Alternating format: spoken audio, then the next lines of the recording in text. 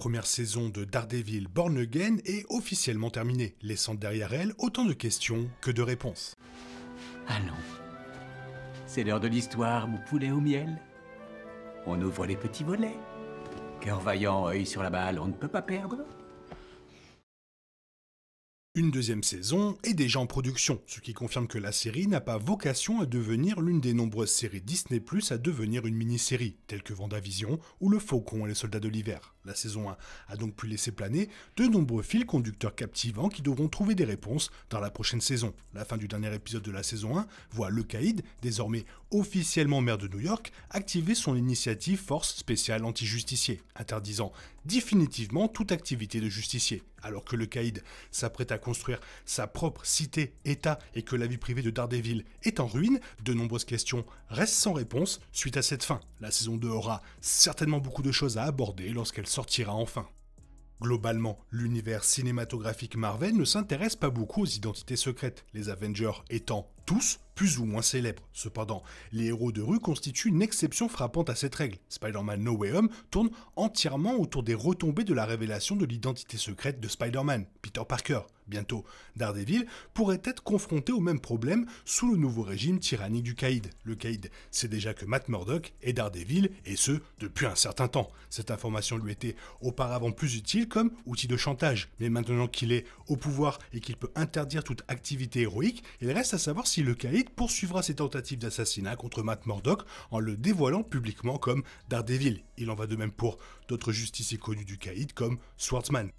L'un des personnages les plus attachants est Kirsten McDuffie, la nouvelle associée de Matt après le meurtre tragique de Foggy Nelson. Kirsten a également dû faire face au traumatisme d'avoir vu Foggy, qui aurait pu être une romance potentielle, assassiné, même si cette épreuve lui a permis de trouver un précieux partenaire commercial en la personne de Matt Murdock. Maintenant que Matt retombe dans ses vieilles habitudes de justicier, Kirsten est tristement laissée pour compte. La conversation de Matt avec Kirsten sur le chaos à New York est déchirante, car Kirsten comprend et adhère finalement à son sens moral, admettant que les choses ne sont pas normales. Mais il est presque injuste qu'elle perde soudainement un associé, que sa carrière subisse un coup dur à cause du statut soudain de hors-la-loi de Matt. Il est peu probable que Matt puisse continuer à travailler avec Kirsten suite au nouveau décret du Caïd.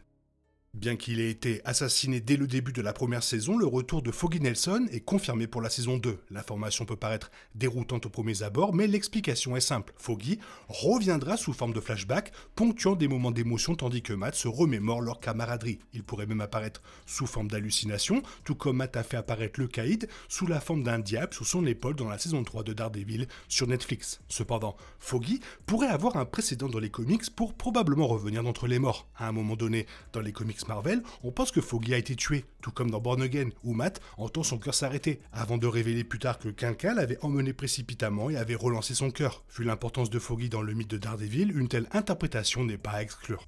Matt Murdock est l'un des personnages les plus romantiques de l'univers cinématographique Marvel. Il a vécu de nombreuses aventures amoureuses qui ont toutes pris fin pour une raison ou une autre. La dernière en date est peut-être sa petite amie, la docteure Heather Glenn, une thérapeute qui travaille avec certains des méchants les plus terrifiants de l'univers. À la fin de la saison, la relation entre Heather et Matt bat de l'aile, c'est le moins qu'on puisse dire. D'une part, Heather est dangereusement proche d'apprendre la vérité sur l'identité secrète de Matt. Son comportement imprévisible et sa mystérieuse connaissance de Fisk l'inquiètent. Sur le plan émotionnel, le fait que Matt ait appelé Karen alors qu'il était encore sous l'effet de médicaments à l'hôpital après sa blessure par balle en dit long sur ses véritables pensées amoureuses. Heather semble avoir pris le parti de son client, le Caïd, mais on ne sait pas où la prochaine saison pourrait mener son histoire, et se remettre avec Matt n'est pas totalement exclu.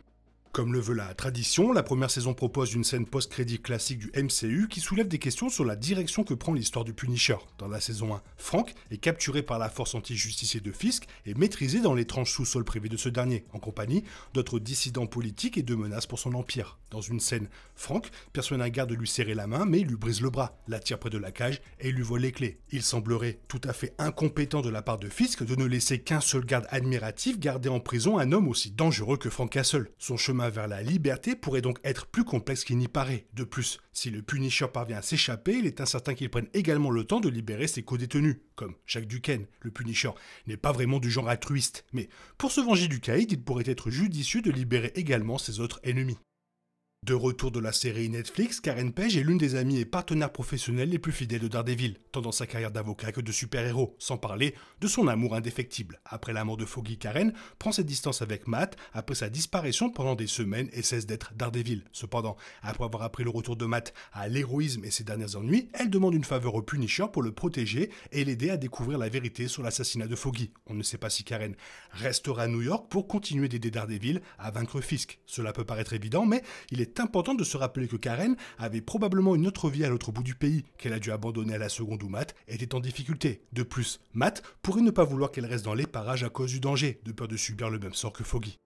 Une intrigue secondaire mise en place vers la fin de la saison est le complot de la jeune journaliste Bibi Urick visant à divulguer publiquement des informations sensibles sur Fisk sous un pseudonyme, profitant de son nouveau statut auprès de Daniel Blake pour se rapprocher de ses opérations. Lors du bal du Caïd, une conversation avec le commissaire Gallo, mécontent, promet à Bibi des informations scandaleuses qui pourraient mener à la chute du Caïd. Malheureusement, Gallo est abattu par Fisk en personne lors du meurtre le plus brutal de tout le MCU, avant qu'il ne puisse collaborer davantage avec Bibi. Bibi n'acceptera aucune excuse inventée par Fisk pour expliquer l'absence du commissaire Gallo et saura qu'elle devra trouver un autre moyen d'obtenir des informations promises. Mais comment y parviendra-t-elle exactement reste un mystère. Espérons que la saison 2 se souviendra de l'existence de cette intrigue et poursuivra le parcours de Bibi pour révéler la véritable nature de Wilson Fisk.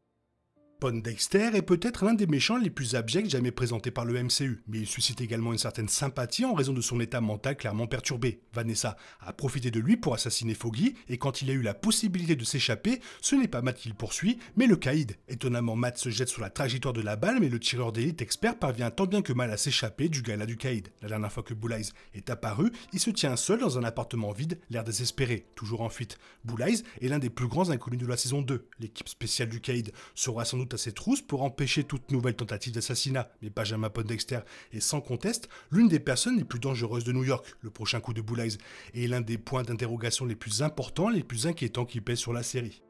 L'un des sentiments les plus vifs des fans concernant la première saison concerne l'absence de Spider-Man, voire sa simple mention. Tout au long de l'histoire. La dernière fois que le MCU l'a vu, Peter Parker avait vu son identité complètement effacée de la mémoire de tous, livré à lui-même dans un nouvel appartement et un costume de Spider-Man fait maison. Il était étrange que Spider-Man soit totalement absent d'une histoire du MCU qui a eu un impact aussi profond sur les héros de New York. Le mystère entourant la présence de Spider-Man s'explique en grande partie par des problèmes de droits d'auteur liés à la mainmise de Sony sur les droits du personnage. Cependant, dans l'univers réel, il est plus difficile d'ignorer le manque d'action, de notoriété de Spider-Man dans l'histoire de la série. La deuxième saison ou le prochain film solo de Spider-Man devront trouver une explication convaincante. Dans le final, Matt Murdock évoque le besoin d'une armée pour l'aider à vaincre le Caïd, maintenant qu'il a décrété la loi martiale à New York. Dans le bar de Josie, il rassemble Sherry, Josie et l'inspecteur Kim, des citoyens inquiets pour l'aider dans sa croisade. Cependant, il est clair et alarmant que Daredevil aura également besoin de super-héros musclés. Le MCU a tant de pistes à explorer. Évidemment, les justiciers déjà mentionnés dans la série, comme Swordsman, The Punisher ou même le prochain Tigre Blanc, seraient des ajouts précieux. Les Defenders originaux de Netflix, Luke Cage, Jessica Jones et Iron Fist sont également des choix évidents, sans parler d'autres héros new-yorkais comme Spider-Man et Kate Bishop. C'est de loin la question la plus importante et la plus passionnante qui reste sans réponse dans Born Again.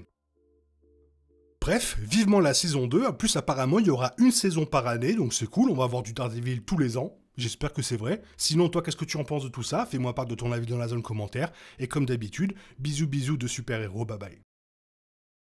Il est impossible de compter sur les autres de nos jours. On est obligé de tout faire soi-même. Je me trompe? Rien de grave. J'avais tout prévu. Où va le monde? Je vous le demande.